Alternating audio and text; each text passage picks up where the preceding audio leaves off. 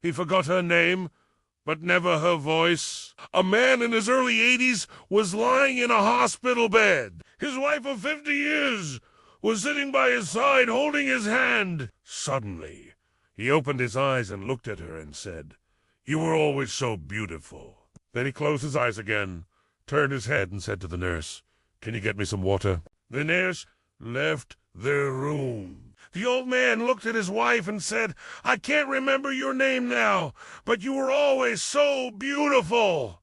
The wife was deeply hurt. She couldn't believe that after 50 years of marriage, he would forget her name. Tears welled up in her eyes. Seeing this, the old man felt awful. He tried to turn himself over, but he couldn't. So he continued to look at his wife and said, "I'm sorry, my love. I can't remember your name, but you were always so beautiful." The wife couldn't hold back her tears anymore. She leaned over and whispered to him, "It's okay. I know who you are. You're my husband, aren't you?" The old man's face lit up. "Yes, yes, I am your husband." The wife nodded and said, "Well, then you know my name too, don't you?"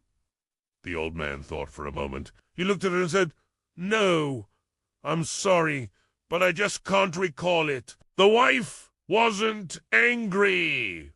She understood that it wasn't his fault. It was the illness. She caressed his face and said, "Don't worry about it, my love.